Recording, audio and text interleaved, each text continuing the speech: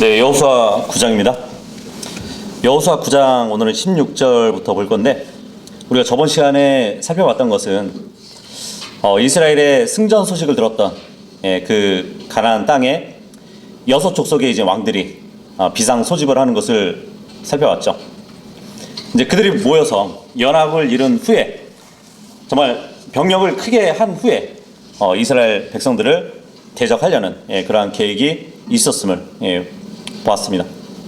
그러니까 요즘도 우크라이나하고 러시아 전쟁에 보니까 그 북한군들이 개입해가지고 러시아의 병력을 더 증강시키는 그런 모습도 볼 수 있는데, 이 가나안 땅에 그러한 족속들이 연합을 했단 말이에요. 근데 그럼에도 그 족속들 가운데서도 기브온 족속은 정말 주님을 두려워했고 또 이스라엘 백성들의 강함을 알고 있었기 때문에 도저히 소망이 보이지 않아서 어떻게 하면 자신들의 생명을 부지할까 생각하다가 이스라엘을 속이고 그들과 맹약을 맺는 그런 모습도 우리가 살펴봤습니다. 그러니까 이스라엘이 기브온 족속의 간교한 그 계책에 넘어가서 결국은 성급하게 맹약을 체결한 것이거든요. 근데 그 이유는 지금껏 자신들을 인도해 오셨고 또 앞으로 계속 인도하실 하나님께 뜻을 묻지 않았기 때문이에요. 그래서 매사에 정말 하나님께 묻지 않고 하나님을 앞세우지 않는 그 인간적인 판단과 능력만으로는 필연적으로 실패하고 마는 것이에요. 그래서 중요하고 급한 일일수록 더욱더 하나님의 도움을 필요로 해야 되는 것이 또 성도들의 기본적인 또 믿음이라고 볼 수 있습니다. 그런 신앙에서 정말 하나님은 자신의 권능을 인정하는 그 사람의 삶을 반드시 책임져 주시는 것이에요. 이것을 우리가 교훈받을 수 있습니다. 16절하고 17절 보시면, 그들이 저들과 맹약을 맺은 뒤 3일이 지났을 때 이러한 일이 있었으니 그들은 저들이 자신들의 이웃이었다는 것과 저들이 자기들 가운데 거하였다는 것을 들었더라.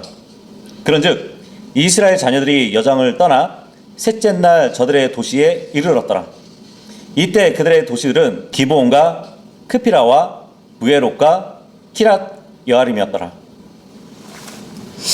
이스라엘 백성은 그동안 에리코 성과 아이 성을 물리치고 승승장구해왔던 터라 매우 흥분되어 있었어요. 그러니까 어떤 면에서는 교만에 사로잡혀 있었다고 볼 수 있겠죠. 그래서 이스라엘은 기브온 족속이 행한 그 관계에 쉽게 빠져들고 말았던 것이에요.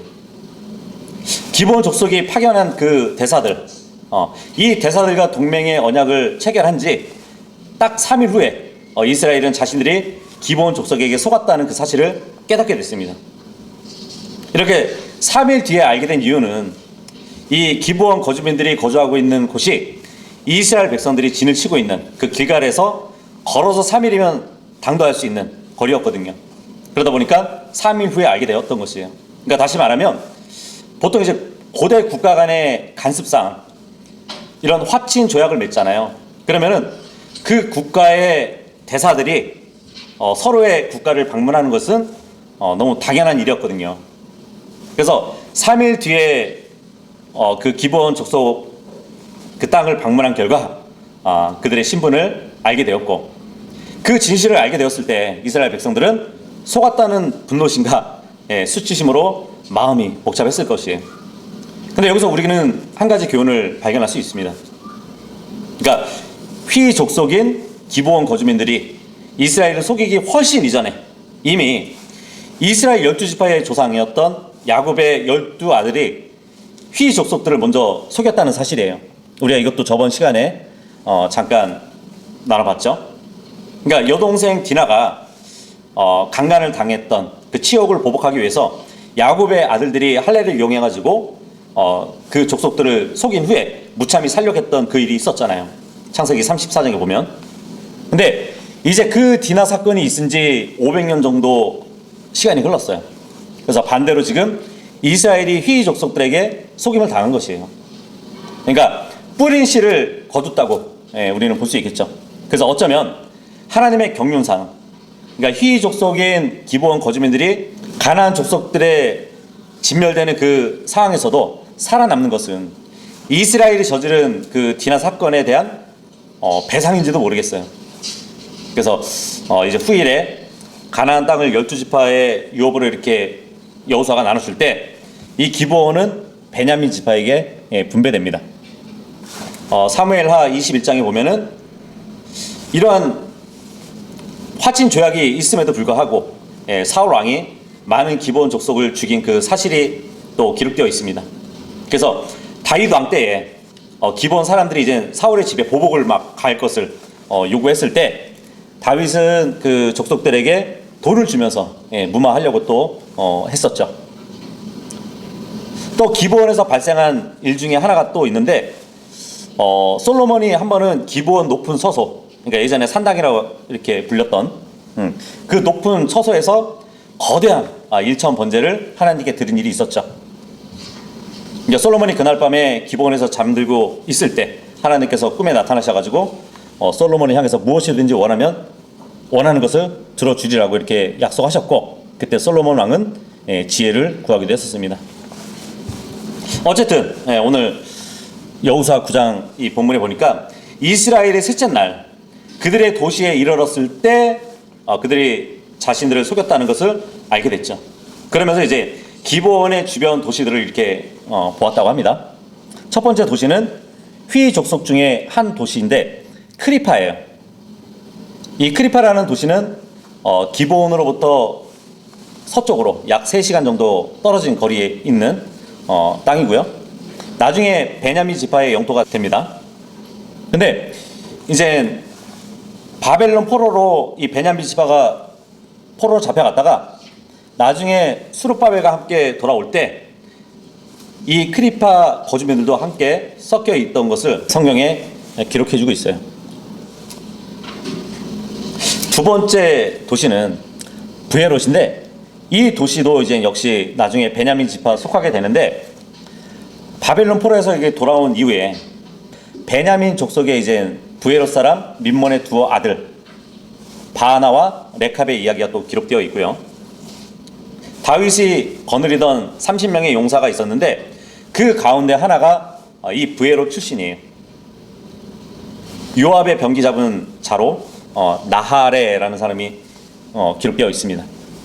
세 번째 도시는 키랏 여야림인데 기브온 족속의 도시들 가운데서 바알라 또는 키랏 바알이라는 이름으로도 불리기도 합니다.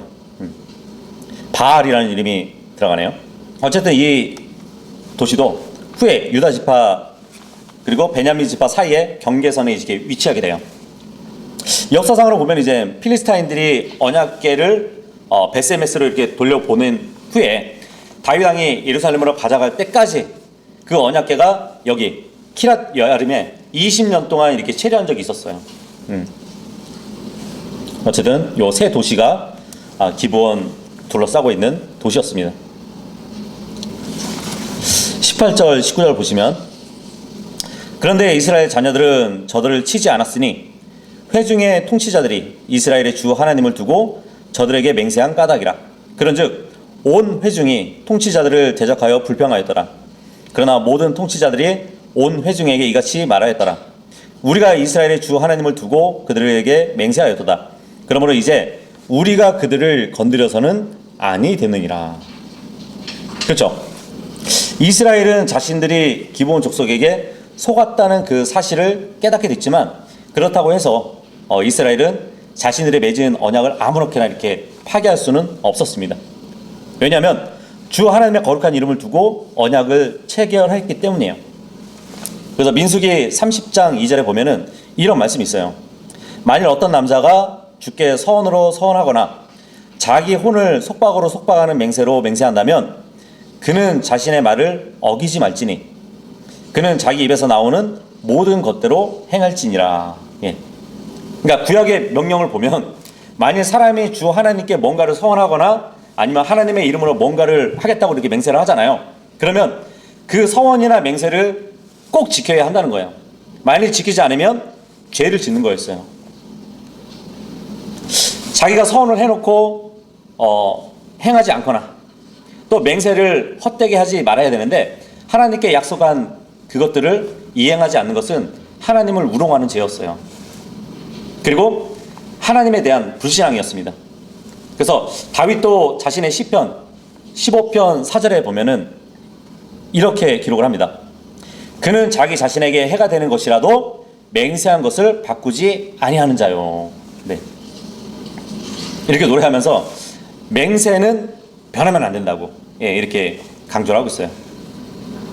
그리고 신명기 23장 21절의 말씀도 보면 네가 서원으로 주 하나님께 서원할 때면 너는 그것을 갚기를 더디하지 말지니라. 이는 주 너의 하나님께서 반드시 너에게 그것을 요구할 것이기 때문이라. 그리하면 그것이 네 안에서 죄가 되리라. 그러니까 주님께 서원했으면은 꼭 갚아야 되는 것이에요. 그리고 늦게 갚으면 안 돼요. 속히 갚아야 되는 것이에요.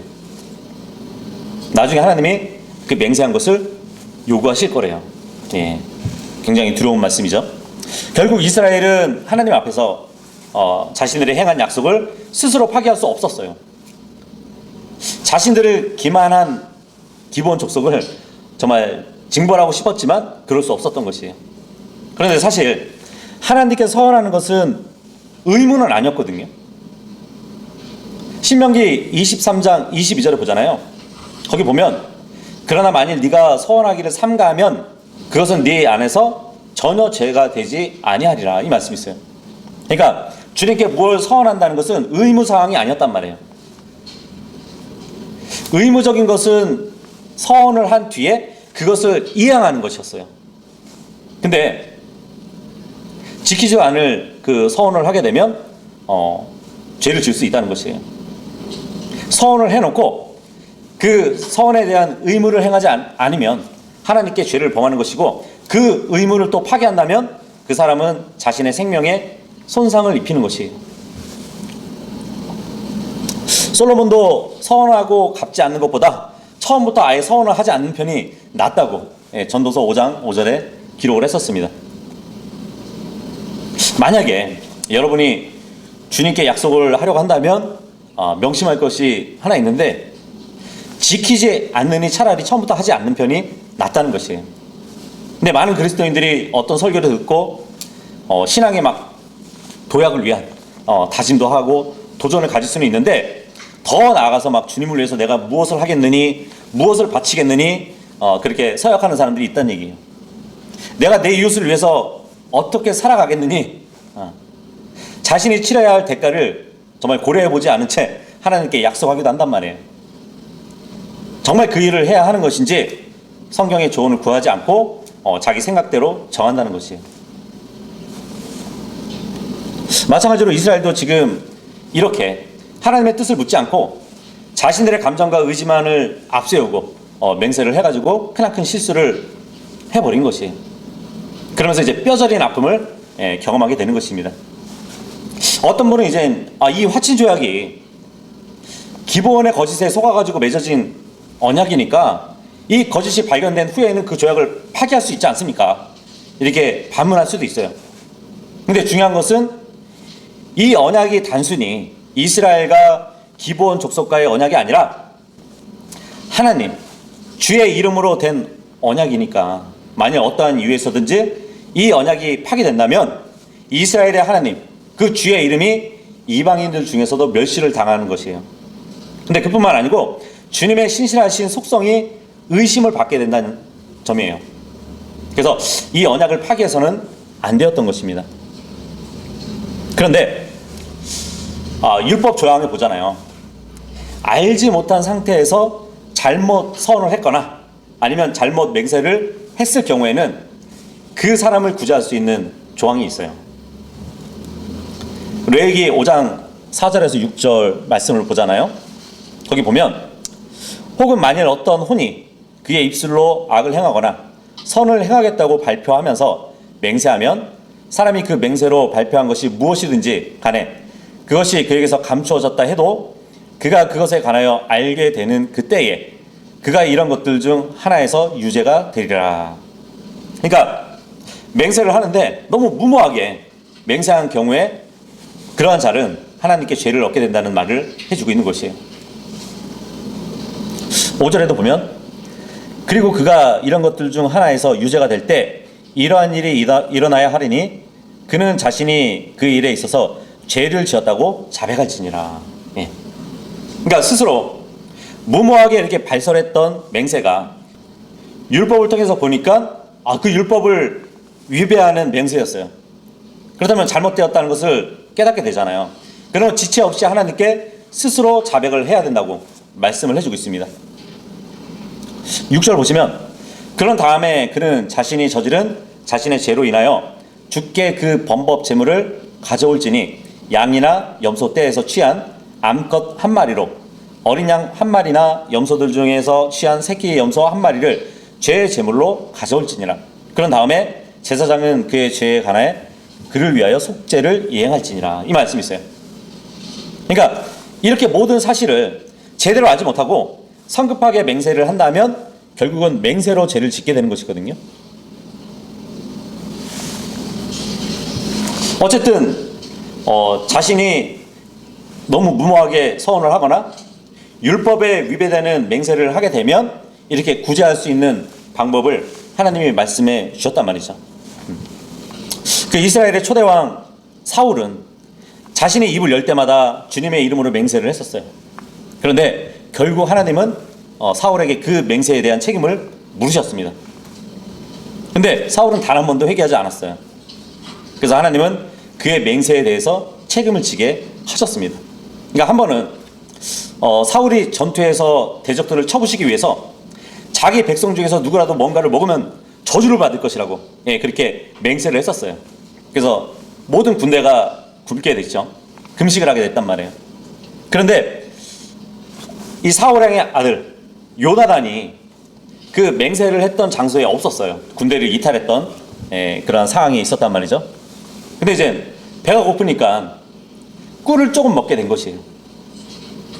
그래서 나중에 어쨌든 이스라엘 백성들이 필스타인 전투에서 이겼지만 배가 너무 고픈 나머지 그 군인들이 전투에서 얻은 그 노획물을 막 날 것으로 막 먹고 피채 먹으면서 율법을 어기게 됐습니다. 사울은 그 짐승들을 날 것으로 먹고 피채 먹는 그러한 군사들을 보면서 어떻게 생각했냐면 저들이 저런 행동을 한다는 것은 누군가가 금식하라는 그 맹세를 어겼기 때문에 저 군인들이 저런 짓을 하고 있는 것이라고 그렇게 봤어요. 그래서 자신의 아들 요나단일지라도 죽일 것이라고 그렇게 또 맹세를 했습니다. 그랬더니 하나님은 이 제비를 통해 가지고 정말 요나단이 책임이 있다고 알려주셨어요. 근데 사울은 성급한 맹세로 아들 요나단을 지금 죽이려고 했습니다. 근데 필리스타인과 전투에서 승리를 이끈 사람이 다름 아닌 자기 아들 요나단이었어요. 그래서 사울은 맹세를 하고도 어떤 회개나 자백이나 속죄를 하지 않았기 때문에 하나님은 결국 사울의 맹세대로 그에게 갚으신 거예요. 그래서 사무엘상 31장에 보면은 사울은 자기 아들 요나단과 함께 죽었던 것이에요. 사사기 11장에도 입다라는 사람이 나오죠. 이 입다가 성급하게 맹세를 해가지고 딸을 번제로 드린 사건도 있었단 말이에요. 근데 율법의 조항으로 그 맹세를 물릴 수 있었던 사건이었는데 그러지 못했던 것이에요. 맹세에서 구제될 수 있었지만 성경에 무죄했기 때문에 결국 딸을 희생제물로 드리는 그런 끔찍한 일을 저질렀던 것이죠. 그리고 사사시대에는 이스라엘의 왕이 없었기 때문에 오히려 각 사람마다 자기 자신의 두 눈에 옳은 것을 행했던 시대였어요. 근데 여호수아는 율법책에 근거해서 판단하는 시대였습니다. 그래서 여호수아는 기도하지 않았고 무직 가운데서 자신의 행한 그 맹세의 문제를 찾지 못했던 것 같아요. 여기까지 보면 신약의 그리스도인들은 교훈을 얻어야 할 것이 있는데 성경에 대해서 모른다고 해서 죄를 짓는 것에 대한 변명으로 삼을 수 없다는 얘기예요. 우리가 성경을 들고 있다면 성경에 무엇이 기록되어 있는지 알든지 모르든지 이 책에 있는 것에 대해서는 자기가 책임을 져야 된다는 것이에요. 내가 성경에 그 내용이 있는지 모르고 죄를 졌습니다. 이것은 변명으로 될 수 없다는 얘기예요. 예를 들어보면 운전을 하다가 앞에 정지 신호가 있어요. 근데 그 정지 신호를 무시하고 달려가다가 교통경찰에게 걸려본 적이 있으신가요? 근데 만약에 이렇게 변명을 했다고 해보세요. 경찰 아저씨, 저는 정지 신호를 보지 못했어요. 그러니까 저는 잘못이 없습니다. 그런데 그런 변명이 통할까요? 운전자는 신호등을 볼 수 있는 눈이 있죠. 또 신호등을 봐야만 했어요. 면허증을 따고 차를 운전하고 다닌다면 신호등을 찾아서 눈여겨보고 신호에 따라서 운전을 조작해야 할 의무가 있다는 것이에요. 그러니까 하나님께서도 왜 죄를 지었느냐 이렇게 물어보신다면 성경을 몰라서 죄를 지었습니다 하면 허접한 변명이 될 뿐이에요. 그래서 성도라면은 성경을 읽어야 하는 게 너무 당연한 의무이기 때문이에요.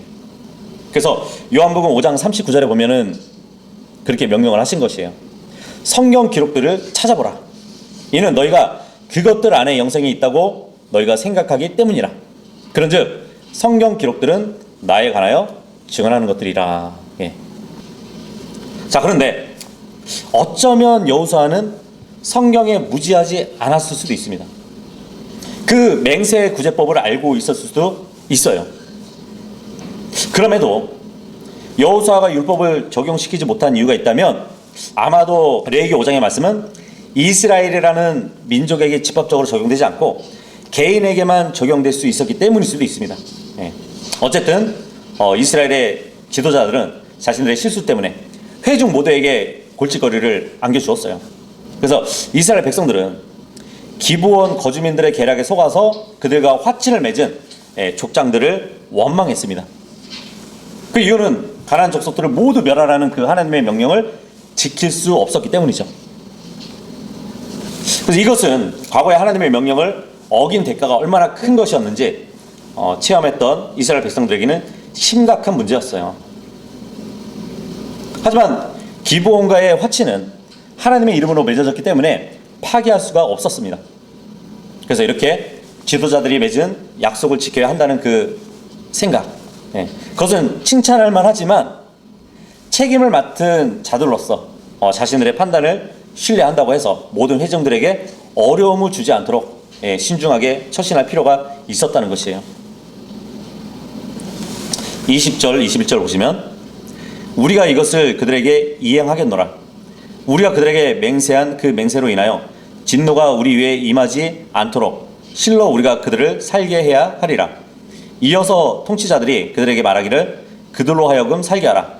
그러나 그들은 온 회중에게 벌목꾼들과 물깃는 자들이 되게 하라 하였으니 통치자들이 그들에게 약속한 대로였더라.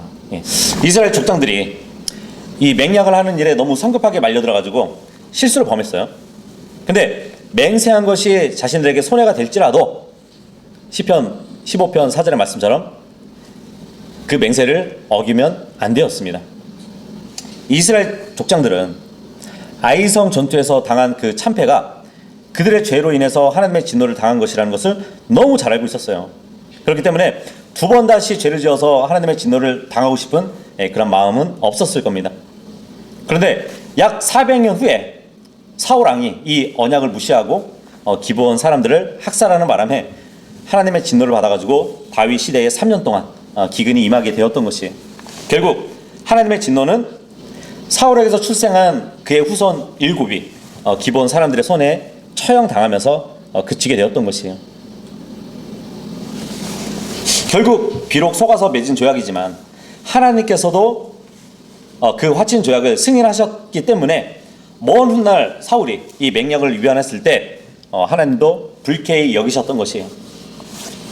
이 본문 21절을 보니까 한편으로 여호수아가 화친의 대가로 기브온 거주민들에게 종이 되기를 지금 요구했는데 이것은 매우 지혜로웠던 판단이었던 것 같아요. 왜냐하면 그들이 종이 되어서 이스라엘의 종교와 문화를 따르게 될 것이잖아요. 또 이스라엘이 가나안 풍습에 빠지게 될 위험도 사전에 제거할 수 있었기 때문이죠. 기브온 사람들 입장에서는 비록 거짓으로 맹약을 했지만 어쨌든 이 조약 때문에 그들의 생명은 구할 수 있었습니다. 하지만 거짓 행동으로 인해 가지고 그들의 자유는 박탈당했던 것이에요. 종으로 전락하게 된 것이에요. 그래서 기브온 거주민들은 이스라엘 온 회중을 위해서 벌목꾼과 물 깃는 자들이 되었다고 말씀하고 있습니다. 그러니까 그들이 맡은 나무를 패고 물을 깃는 이 일은 성막에서 제사 때 필요한 나무를 마련하고 또 물을 길어서 제사장이 정결의식에 사용할 수 있도록 물두멍에 물을 채우는 그 일을 말하는 것이에요. 그래서 성막에서의 거의 모든 이 잡일은 지금껏 레위인들이 담당했었는데 이제부터는 어렵고 힘든 그 일들을 기본 사람들에게 맡기게 되는 것이에요. 23절하고 27절에 의하면 이 일들은 이스라엘의 회중과 하나님의 집을 위한 일이었습니다. 그런데 신명기 29장 11절에 보잖아요. 이러한 일은 이스라엘 백성 중에서 가장 비천한 사람들이 하는 일로 취급되었어요. 이방인들이 이런 일을 했었는데 이런 천한 업무가 지금 기브온 거주민들에게 어떻게 보면 벌로서 할당되었다고 볼 수 있습니다. 그들이 이스라엘 백성들을 정직하게 대했더라면 그들의 생명이 보존되었을 뿐만 아니라 아마도 그 일에서도 면제가 될 수 있었을 것이에요. 하지만 그들이 종이 되었다는 것은 그들의 벌이었다고 우리가 이해해 볼 수 있습니다. 22절하고 23절 보시면 이후에 여호수아가 그들을 불렀고 그가 그들에게 이같이 일러 말하였더라. 너희가 우리 가운데 거하면서 어찌 너희가 우리를 기만하며 말하기를 우리는 당신들에게 아주 멀리 있나이다 하였느냐. 그러므로 이제 너희는 저주를 받았으니 너희들 중에는 노예들이 되는 것과 나의 하나님의 집을 위하여 벌목꾼과 물깃는 자들이 되는 것에서 벗어나 자유롭게 될 자가 아무도 없으리라. 예. 기브온 족속들이 이스라엘을 속인 그 내용은 3절에서 15절에 잘 나타나 있습니다. 정말 그들은 걸어서 3일 만에 갈 수 있는 그 장소에 살고 있었는데 아주 먼 곳에서 살고 왔던 것처럼 여호수아를 속였던 것이에요. 그래서 23절에 보니까 그러므로 이제 너희는 저주를 받았으니 이렇게 이야기를 하고 있는 것이에요. 기브온 거주민들은 이스라엘을 속여가지고 화친을 맺은 그 결과로 생명은 구원을 받았지만 대신에 그 거짓의 대가로 저주를 받아야만 했어요. 그 저주의 내용은 후손 대대로 계속 이스라엘의 종이 되어서 하나님의 집을 위해서 벌목을 하고 물을 길어야 했던 것이에요. 근데 잘 생각해 보면 저주 같은 일 같지만 또 복된 일로도 볼 수 있습니다. 왜냐하면 그들이 종이 되는 것은 사실이에요. 그들의 일하면서 봉사하는 것은 하나님의 집을 위한 것이었잖아요. 그리고 주님의 집을 위해서 일하면서 아마 그들은 참 하나님을 쉽게 배울 수 있는 그 위치에 서게 된 것이에요. 그래서 우리가 주목해야 될 점은 기브온 거주민들이 이스라엘의 개인의 종이 아니라 하나님의 집, 그러니까 성막에 소속된 종이었다는 것이에요. 이것은 여호수아의 저주가 단순히 저주를 위한 저주가 아니라 오히려 일종의 자비와 축복을 암시하는 것이라고 볼 수도 있을 것입니다. 그 예로 보면은 이제 레위 지파가 야곱으로부터 떨어지는 그 저주를 받았잖아요. 근데 오히려 하나님의 일을 위해서 구별되어 가지고 축복을 받은 사실이 그렇잖아요. 그 코라의 후손들도 그러한 고백을 한 적이 있었습니다. 사악함의 천막들 안에서 거하기보다는 저는 차라리 나의 하나님의 집 안에서 문 지키는 자가 되겠나이다. 예. 이 시편 84편 10절의 말씀인데 이 내용을 보면 성막에서 일하는 것은 축복이에요. 마찬가지로 기브온 거주민들도 조상들의 우상숭배로 돌아가는 것을 막아주는 그 담 아래에 자신들이 놓여있게 되었다는 것이죠. 24절 25절 보시면 그러자 그들이 여호수아에게 대답하여 이같이 말하였더라.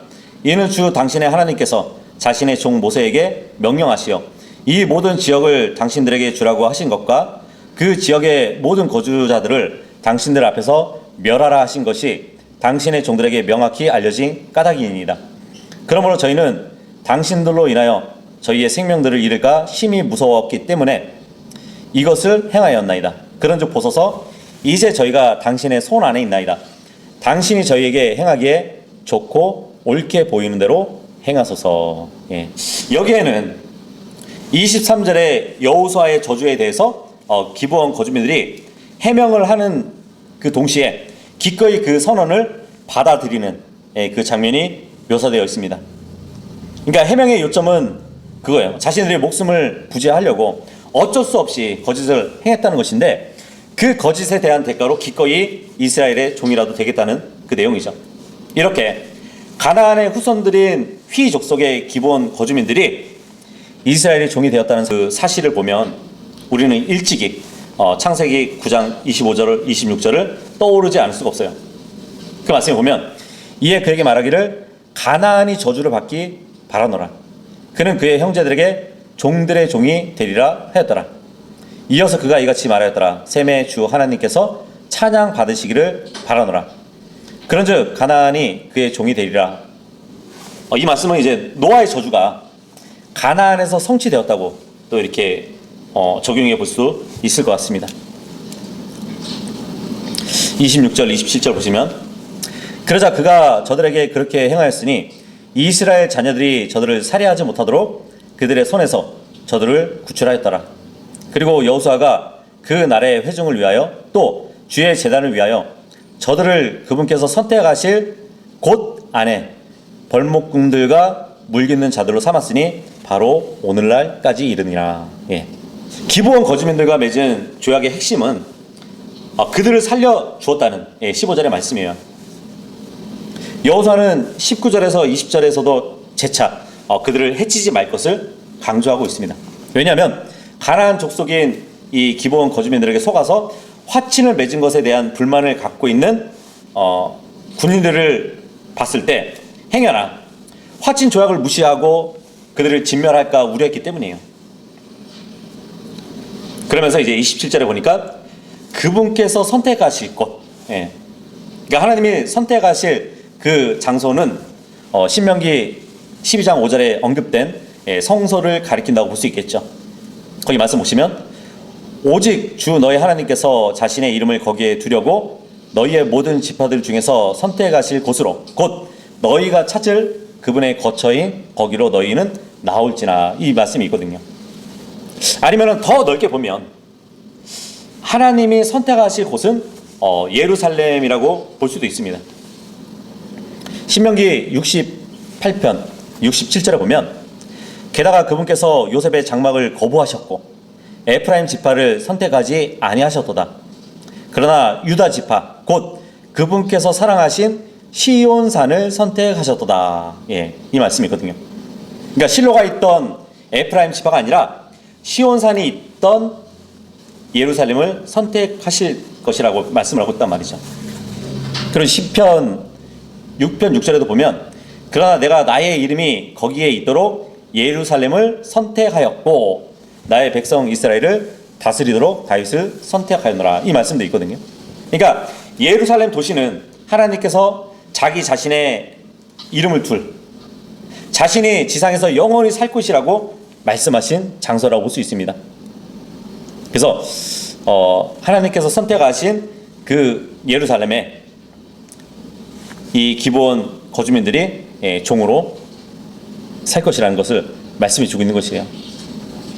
언젠가 육신을 입으신 하나님께서 이 땅을 통치하시고 군림하실 때 주님께서는 이 위대한 왕의 도시 예루살렘에서 다스릴 것이에요. 또 주의 제단 위에서 또 주의 제단을 위해서 이 기브온 족속들이 일을 할 것을 말해주고 있습니다. 그러니까 여호수아가 기브온 거주민들을 성막의 종으로 삼은 데에는 나름대로 이유가 있었을 것이에요. 그것은 가나안 족속을 진멸하라는 하나님의 명령 목적은 가나안 족속의 죄악들, 특히 우상 숭배의 죄악이 이스라엘에 침투되는 것을 철저히 차단시키는 것이었거든요. 그래서 여호수아는 맹약 때문에 진멸시킬 수 없었던 그 가나안 족속인 기브온 거주민들을 성막에서 봉사하게 해가지고 하나님의 뜻을 이루려고 노력했던 것 같아요. 이 벌목과 물을 길었던 기브온 사람들의 나중에 후손들 중에 보잖아요. 먼 미래에 가면 느헤미야를 도와가지고 예루살렘 성을 재건하기도 했었습니다. 그때도 나무를 베야 되고요. 필요한데 이제 물을 공급해야 되죠. 그리고 에스라와 느헤미야서를 보게 되면 거기에 보면은 느디님이라는 사람들이 있거든요. 이 느디님이라는 사람들이 성전에서 섬기는 일을 했었어요.